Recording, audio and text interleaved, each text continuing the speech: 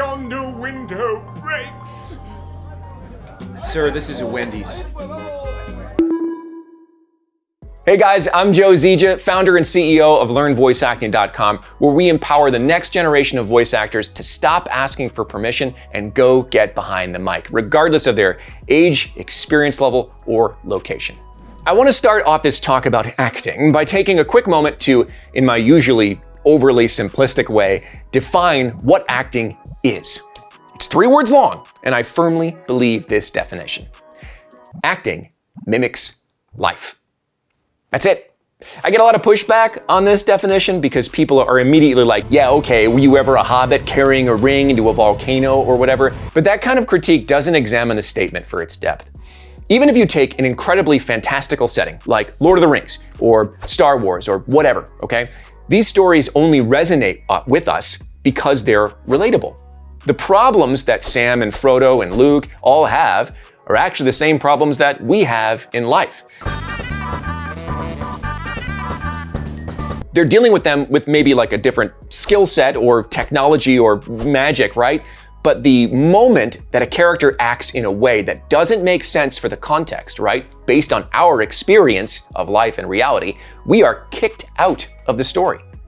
Joaquin Phoenix in the Joker movies certainly didn't behave rationally in the way that we think about the way we act, but he behaved rationally for himself, for the character of the Joker. Given that character, in that environment, his acting imitated life. That's why his performance was so powerful, even though he was doing things way outside of what we think of as reality or normal.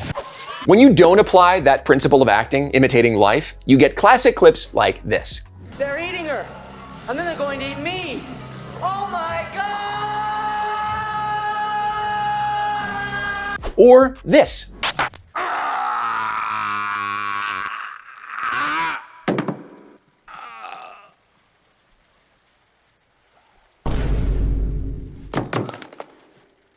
Okay, so in no circumstances could you tell me that these 2 actors weren't acting. In fact, they were acting way too much. Their acting got in the way of their performance because they had these weird, predefined notions of what acting was. I need to act hurt. I need to act surprised, right? I need to act one way or the other way. But what they weren't doing was imitating the circumstances that were in front of them in life. I just got hit by a ninja star. I just witnessed something incredible.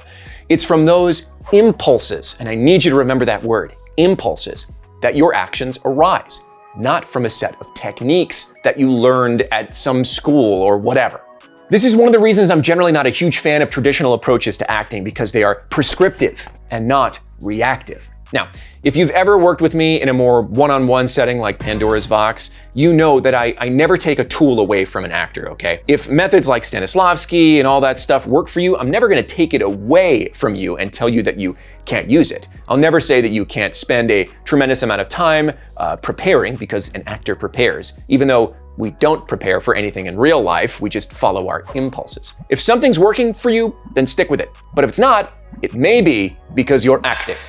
Brilliant! People often forget that this applies to mediums that are outside the bounds of what we traditionally think of as acting as well. Things like commercials, e-learning, corporate, audiobooks. All the parts of the voice acting industry that actually make you money also need to arise from that impulse. They also need to imitate life.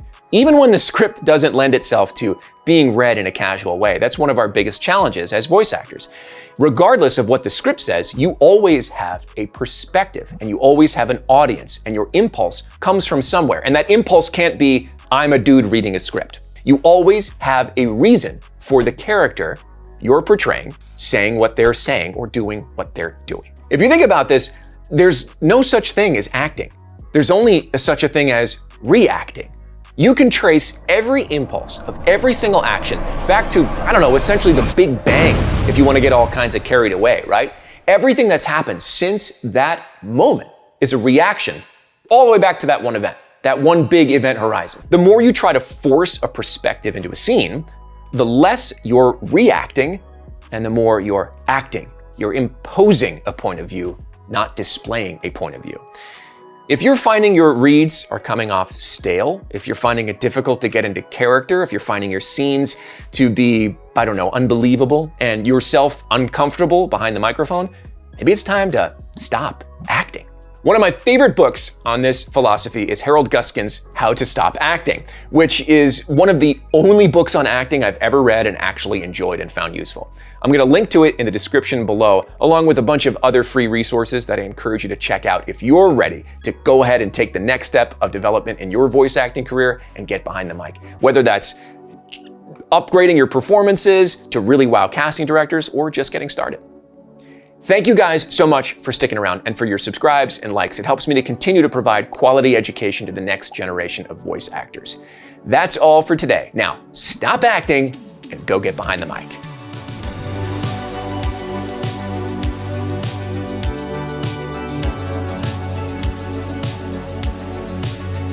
Hey guys, I'm Joe Zieja, the founder and CEO of LearnVoiceActing.com, where we empower the next generation of voice actors to stop asking for permission and go get behind the mic.